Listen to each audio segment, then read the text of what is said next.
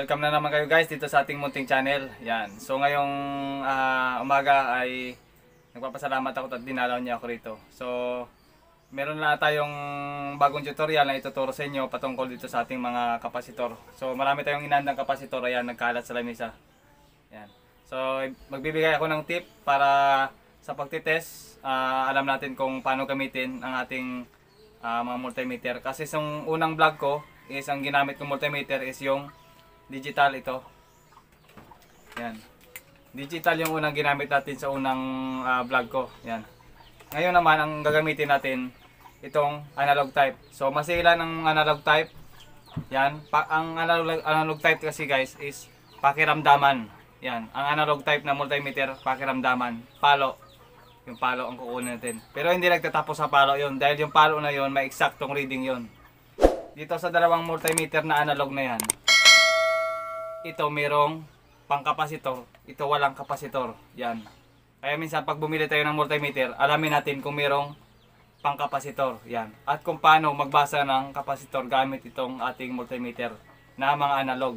Unlike dito sa ating itong digital, na ilalabas niya na lang yung tamang sukat ng mga kapasitor na ito. Yan.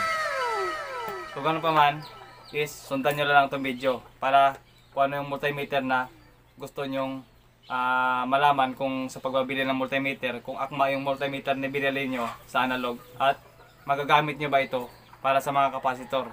Yan. Kasi ang mga kapasitor guys, nandyan talaga sa mga appliances natin na mga AC type na mga gamit natin tulad ng washing machine, ice crusher, yan, mga aircon, yan, mga ref, yan, may mga kapasitor yan, electric fan. So kapag dito kasi may pagkakaiba kasi nito dito sa ating analog type, yan, at saka digital. Ang digital kasi ilalabas niya na lang ito, aantayin mo pa yung palo niya at kukunin mo yung talagang mismong reading ng kapasitor dito. At hindi lang sa palo nagtatapos yon.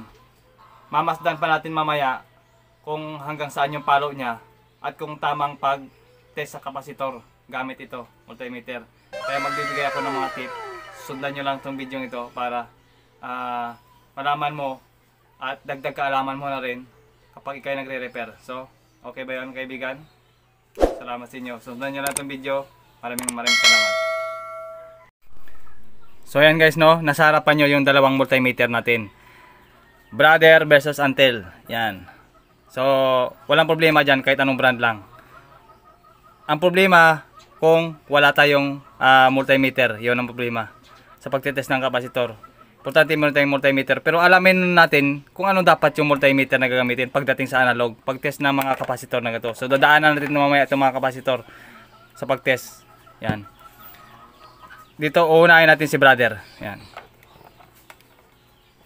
Si Brother guys is meron siyang, kung mapapansin mo dito sa kanyang screen, meron siyang UF, yan o. Ibig sabihin ng UF na yan para sa kapasitor. Katulad nitong kapasitor natin yan. 10 UF, ibig sabihin may UF siya. 10 UF, yan o. Ibig sabihin kapasitor ito para sa kapasitor ito. Yan. Kung mapapansin mo, C1, ibig sabihin kapasitor, UF yan. Yan, UF. Pang kapasitor yan. Itong kulay red. Yan, red na yan. So, ang bilang nito, sa pagbibilang nito, 0, 1, 2, 3, 4, 5, 6, 7, 8, 9, 10. Sa 10 naman, ang sumunod dyan is, dalawa na yung bilang yan. 10, 12, 14, 16, 18, 20. Sa 20 na yan, ang susunod niya bilang dyan is 20, 25. 5 yan, 5, 25, 30, 35, 40. 40. Susunod naman, 45, 50. So hanggang 50 lang tayo kasi mababa lang naman yung kapasitor na test natin. Hanggang dito yan, oh. So umabot siya ng 2,000. Kaya niyang magbilang ng 2,000 UF dito. So yan. So diyan tayo mamaya magbibilang. So pag pumalo dito, ibig sabihin 4 yan or 5. Sakaling pumalo ng 5, bumalik, ibig sabihin ang reading na doon ay 5. Kapag pumalo dito sa 10, bumalik, ibig sabihin 5. Kapag pumalo at hindi bumalik, sira yung kapasitor. Kailangan pumalo at bumalik. Yan. kung saan last na tumuro yung needle, kung last na tumuro dito sa 10 at saka bumalik, ibig sabihin 10 yung reading nun. Yan, pero hindi nagtatapos doon kasi dito tayo mamaya magbabase pa rin sa test probe at saka sa discharging ng capacitor. Yan. Sa ditong side. Kung mapapansin mo guys, dito sa ating isang multimeter, ayan, wala siyang naka-indicate, wala siyang nakasulat dito na UF, yan o, walang UF na nakalagay, DC lang, DC, DC, AC, yun lang. Yan, yung mga pang battery, yan. So wala siyang pang kapasitor. Kahit hanapin mo rin dito sa selector, walang kapasitor, yan o. Yan AC, yan mga ohms, battery, yan, milliamp, DC, yan. Ito lang yung kakayanan niya. Unlike dito sa isang multimeter na akma-akma na pwede ito pang reading sa kapasitor. Ito kasi ginagamit ko pang dati sa kapasitor din. Pero yung palo yung kinukuha ko, alam ko na yung mga palo ng kapasitor sa good at bad. So malalim na yung experience mo kung mga ganun. Kung hindi ka na gumagamit ng mga multimeter na merong naka-indicate dito na UF. So ibig sabihin alam mo na yon sa mga palo pa lang niya, sa mga sinyalis ng palo. Alam mo na kung good or bad yung kapasitor. Yan, ganun kalalim ito. Ito kasi may ano ka pa, may talagang malalaman kasi sa palo niya. Yan. Kapag pumalo, galing dito yung pointer to sa gitna, itong parang needle, pointer yan. Kapag pumalo dito sa 5, bumalik, ibig sabihin good. Kapag diretso, tumigil, hindi na bumalik, ibig sabihin yung kapasitor sira. Kapag pumitik na napakahina, na hindi akma din doon sa bawa dito 10 UF, ang pinalo niya lang, dapat makapalo siya dito sa 10 at bumalik. Ibig sabihin, good yun. Kung hindi naman pumalo, dito lang pumalo, around 1 and 2 lang, pumalo, bumalik. Ibig sabihin, sira rin yung kapasitor. Yan. Or, kapag hindi siya pumalo talaga, at hindi makabalik, or as in walang palo, ibig sabihin, short din to. Kapasitor. Yan. So ang kagandahan ng dalawang multimeter na ito pang magalingan lang. Yan. Ito alam mo kasi meron siya naka-indicate na UF yan. So meron dito sa ilalim. Hahanapin mo yung selector yan C1. Yan, nakalagay C1. Ibig sabihin kapasitor. Dito tayo magbe-base sa times 1K. Sa part ng ohms. Yan, dito. So times 1K. Yan. Tip ko na rin sa inyo, pag bumili kayo ng multimeter, alamin nyo kung meron siyang UF. Yan. Kung merong UF para sa kapasitor.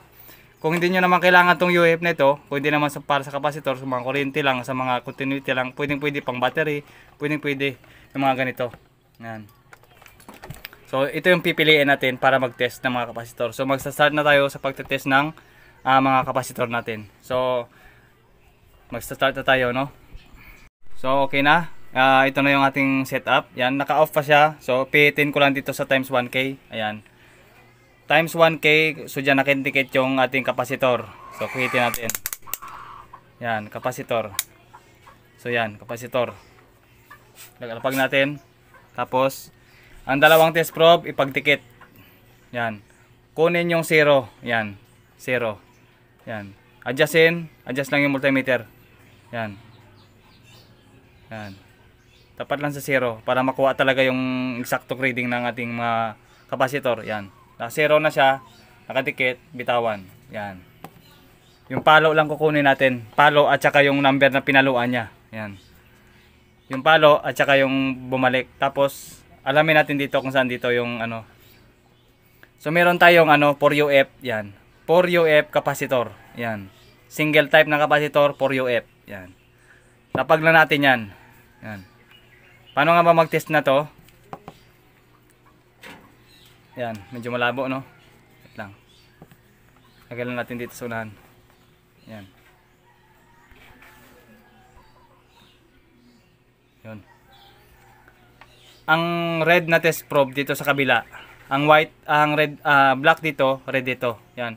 Kaya gumamit ako ng gloves para hindi ma-detect ng multimeter. Para hindi ma-detect ng mga test probe nito yung ground, yung continuity. Parang ganito. Yan. Diba pa nakadikit siya sa kamay mo, madidetect niya, umaandar yung needle na to. Yun o. Yan o. Yan, umaandar. Kaya gumamit ako ng gloves para makuha ko yung eksaktong reading nito. Yan, kaya paghawak natin mamaya ng mga wire nito, hindi dumikit yung kamay ko mag-ground dito, ground sa kamay, ano. Yan, oh. Ano, gumagalaw yung ating pointer kapag magdikit sa kamay. So dapat may gloves yan para hindi maano. So, yung black dito, yung red dito sa kabila. So hawakan natin. Bago natin i-test to, i-discharge muna natin yan. Discharge. Kapag na-discharge na, pinagdikit ang dalawang wire, hatiin. Yan. Tapos sabay sa test. Yan. Hawakan at dulo at tingnan yung palo nito. Kung saan ang banda yung tinuro niyang palo. Okay? Dikit ko na. So, yun. Around 3. Yun. Ilapag natin. Test probe. Yan. Lapag ko na. Discharge uli. Discharge. Hiwalay. Ipagpalit ang dalawang test probe. Yan. Pagpalit. Ito namang red sa kaliwa. Sa kanan naman yung itim. Yan. Tapos, ipitin lang ng kamay. Pakiramdaman yung palo uli. Yun. 3 mahigit hanggang 3.5. Ibig sabihin, 3.5 or na malapit siya sa 4 yung palo niya dito. Malapit siya sa 4. Ibig sabihin, good yung motor, good ito, good.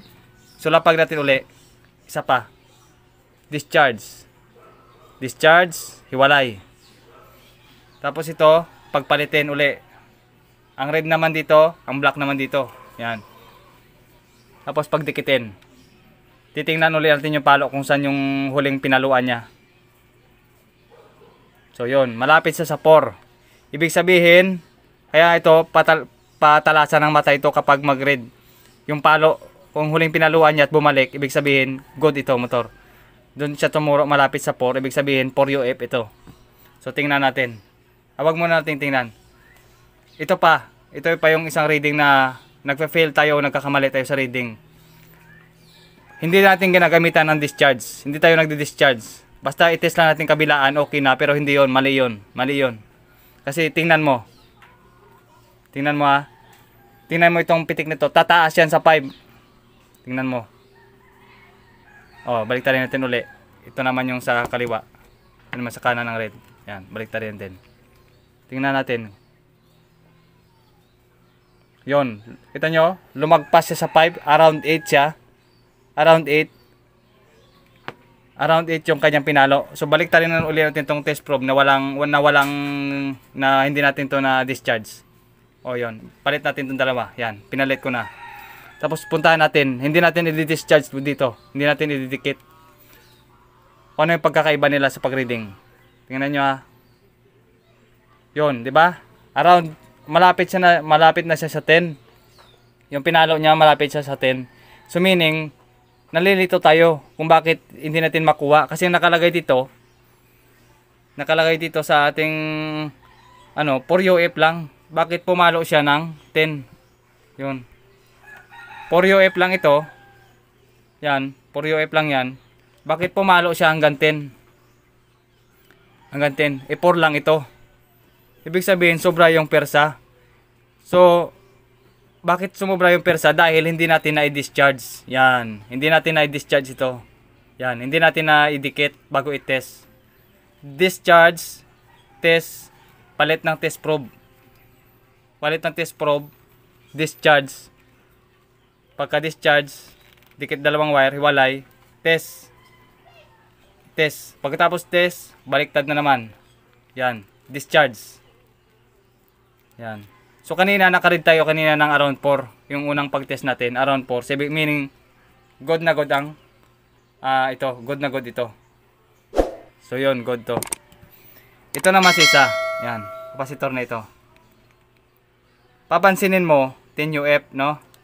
So, dito tayo magbe-base. Dito. Yan. So, yung palo ang kukunin natin, makabalik. Yan. Sabi ko nga, discharge. Discharge, pagdikitin ng dalawang wire, hiwalayin.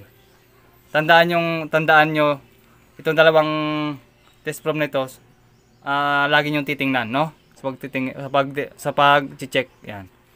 Ipitin natin dito, tapos tingnan natin yung palo. Tingnan natin ha. So, around 4 lang siya.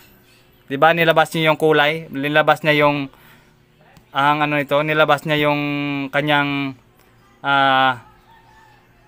kung ilang UF siya, inilabas niya na.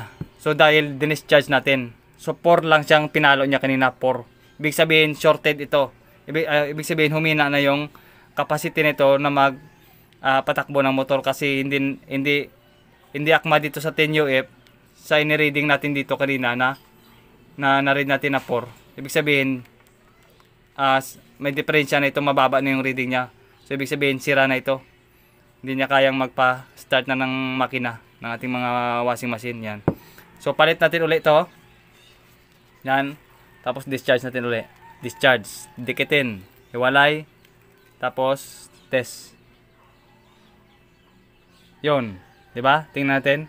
5 lang yung binigay, around 5 lang yung binigay niyang palo. Ibig sabihin wala na ito, no? Around 5 na lang yung pinalo niya, 4 or 5 yung pinalo niya. Pero kung hindi natin yan i-discharge, iti-test lang natin. So balik tayo natin na. Hindi tayo magkakaroon ng discharge muna. Test lang muna tayo. So yun. Magtataka ka, pinalo niya dito sa 10. Lagpas pa ng 10 yung pinalo niya, no? Ulitin natin. Balik tayo natin itong dalawang test probe. Yan. Hawakan natin ha. Yan. Yun. Kita nyo ba? Sobra siya sa 10. Around 11 mahigit yung pinalo niya.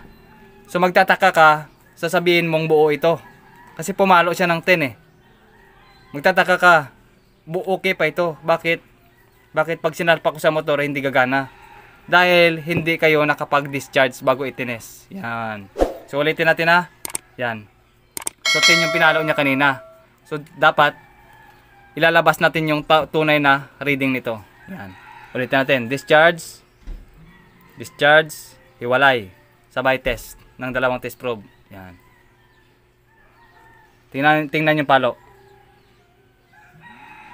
Yon, 4 lang siya. Or 4 or 5. Ganun, yung nilaro niya. Tapos, ibaliktad natin itong test probe. Itong red na naman dito sa kanan. Ito naman yung sa kaliwa. Yan. So, discharge natin. Test. Yan. Yon, 4 lang. 4 hanggang 5 lang. Ibig sabihin, may diferensya ito. Kasi 10 ito eh. Yan o. Yan o, 10 UF. Yan o. Yan. Yan, yung pagkakaiba. Yan yung pagkakaiba sa pagre-read ng mga kapasitor para malaman mong sira o hindi, no? Kailangan mo munang i-discharge bago mo i-test. Tapos palit ang dalawang test probe. Discharge. Tapos pagtikitin mo ulit para malaman mo yung totoo na UF nito, yung kakayanan nito kapag ito yung ginamit natin na settings. Yan. So ayan guys, no. Dito tayo sa double capacitor. Kasi ito single type lang to. Yan. Single type lang yan, ibig sabihin dalawang wire lang yan. Isang UF lang yan dito. Yan. 4 UF. Wala nang kasama yan. 4 UF lang yan. Wala ka mahanap dyan. 4 UF lang yan, ibig sabihin 4 lang yung dito. Ito is nag-iisa lang tong kapasitor. Unlike dito sa double capacitor, dalawa sila. Meron siyang 11 UF, meron din siyang 3 UF. Yan. Sa iba kasi ito, naka-slant kagaya nito. Yan. 11/3 UF. Ibig sabihin, dalawa pa rin sila dito. Yan. Same lang yan sila dito. Yan. Basta makita mo itong dalawang number nito, dalawa sila dyan. At saka 4 yung wire. Kasi ang isa dito, dalawa-dalawa. Yan. Isa, dalawa. Yan. Yan o. So gawin natin dito para mahanap natin yung 11 UF at saka 3. Ganitong gawin natin. Isiset ko siya sa times 10. Kasi times 1K to, times 10 yung isiset ko. Times 10K. Yan. Kung sino dito yung may pinakamataas na palo, dito. Kung sino dito may pinakamataas na palo, ibig sabihin, yun ang 11. Kung sino yung mas mababang palo at bumalik, yun ang mababang UF dito. Madali mo siya sa palo niya. Yan. Isinelect ko siya sa times 10K. Times 10K ohms. Yan. Tapos, ang gawin natin, select ko na dyan. Hanapin natin dito. Yan. So, test natin dito sa gilid. Dito sa gilid kasi guys, wala kayong ma-read dito. Wala kayong ma-read yan, oh. Yan. Kapag nagkamali kayo dito, hindi yan ma-read yan, oh. So, ang pag-retest nito dito sa gilid, yan. Kasi nahahati ito sa dalawa. Yan, oh. Hati yan sa dalawa. So, dito tayo pupunta. Yan. Ang gawin natin, katulad din yung kanina. Discharge. Discharge. Tapos, kunin. Tapos, test. Tingnan natin yung palo. Yun. Around dito. So yung layo lang ng test ang babasihan natin. So malayo, no. Hanggang dito yung pinalo niya. Yan. Yung agwat lang ng palo ang kukunin natin. Yan, yung agwat lang dito yung palo ang kukunin natin. So mataas yung pinalo niya. So pag palit lang ulit natin to, palit. Tapos discharge. Yan. Tapos test. Yun, 'di ba mataas? Bumalik, ibig sabihin good yung capacitor na ito. So ibig sabihin ito yung 11. Mataas na palo. So ito try natin 'to isa. Baka ito na yung 3 kasi mataas na yung pinalo na itong dalawa eh. So discharge sabay test. Yun. Hanggang 10 lang yung binuga niya. Hanggang 10 lang yung pinalo niya. Yan. Unlike dito sa isa akin na dito ang layo. Yan. So baliktad na naman yung test probe sabay discharge. Hahanapin lang muna natin dito yung malakas naman at malakas at may ng palo. Yan, yun lang naman yun. Yun, dito lang siya banda. Pag pinalo niya hanggang dito lang, balik agad. Pag binaliktad mo naman to sa pagtest, papalo rin naman dito 10 lang. Unlike dito sa dalawa kanina sa red tsaka blue, dito yung palo niya, lakas hanggang dito. Balik agad. Yan, wag na natin titingnan yung number. Ang titingnan natin yung lakas ng palo niya. Yung bagsik ng pinaluan niya. Yan. So nakita natin kanina, ito yung pinakamalakas na palo. Pinakamahinang palo ito. Sa settings ng times 10K. Yan, times 10K. Alam na natin dito, ito na yung 11. Ito na rin yung 3. Kasi ito malakas na palo, itong mahinang palo sa settings ng times 10K. Yan. So ibabalik natin niya sa times 1K. Ibalik natin sa times 1K yan dahil nandito yung sign ng capacitor pa rin. Yan. Dito na tayo magbabase sa pula. Yan sa red. Yan. So lapag lang natin yan. Yan. So test natin. Times 1K. Andyan na yung capacitor sign. So dito tayo tutingin mamaya. Dito sa red. Balik na naman tayo dito sa red. So yan. Nakadikit na. Tingnan yung palo ng multimeter. Tsaka ibalik sa 0. At ito adjustment para sa 0. Tumba. Yan. Adjustment ito para mag 0. Dikit lang itong dalawa. Test probe. Yan. Yan.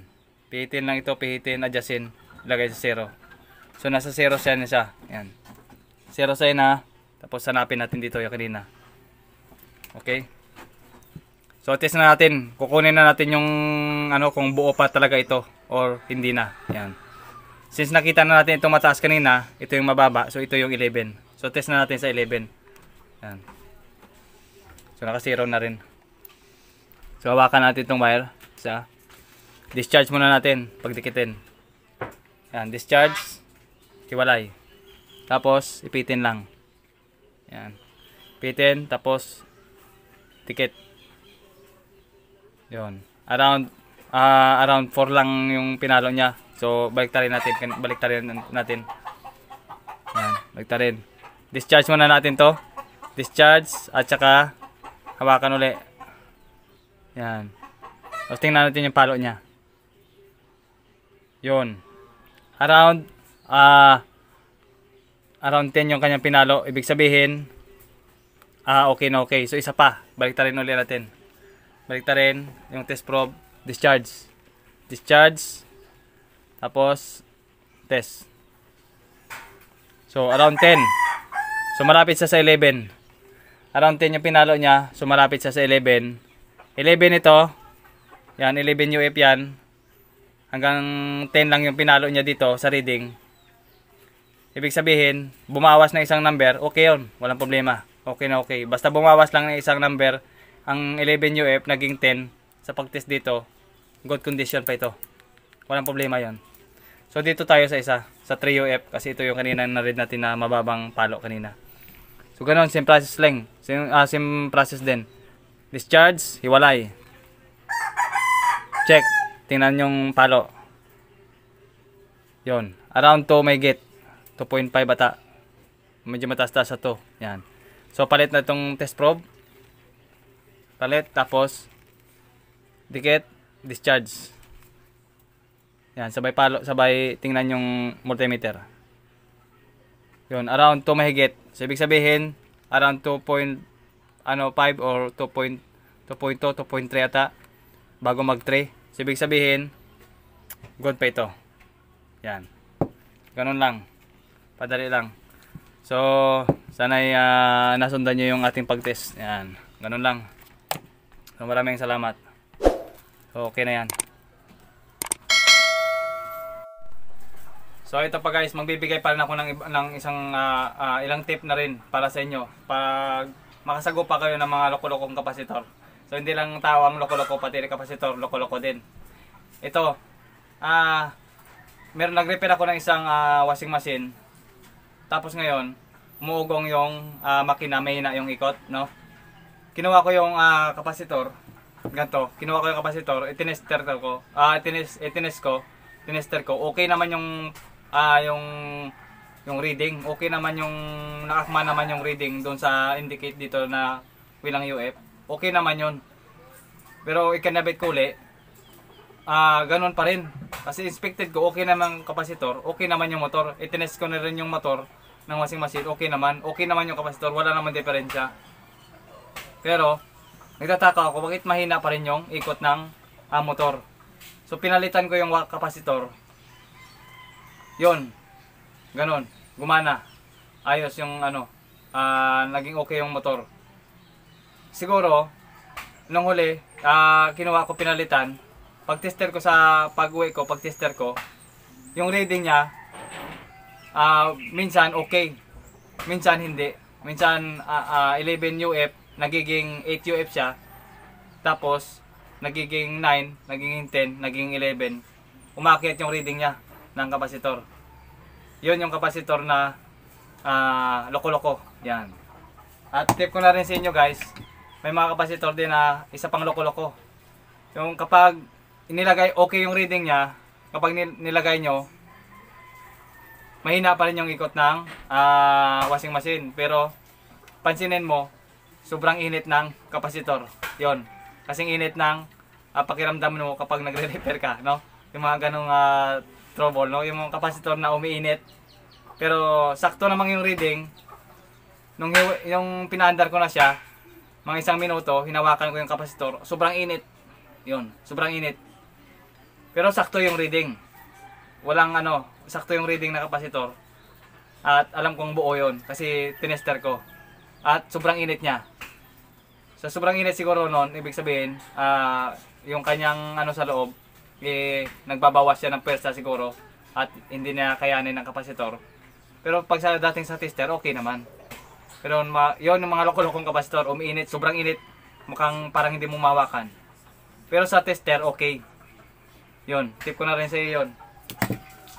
So, salamat sa matagal mong panonood. So, hanggang dito na lang. So, maingay yung mga manok, hindi ako makapag-vlog. Yan. So, bira na ako nakapag-vlog dahil busy tayo sa trabaho. So, sa gitna ng lockdown at gitna ng pandemya, so nagpapasalamat pa rin ako sa mga kumpanyang hindi ako pinabayaan. Yan. So, isa pa rin tayo sa mga teknisyan nila. So, salamat sa inyo at salamat muli, lalong-lalo na sa Panginoon tumutulong sa akin. Yan. Salamat, pagpalain sana kayo. Yan. Hanggang doon na lang. Kung may mga tanong kayo at may mga comment nyo lang sa baba para mabasa ko at mapusuan ko na rin. Willing na willing tayong mag-reply sa mga message nyo. So, ganun lang. Salamat sa inyo.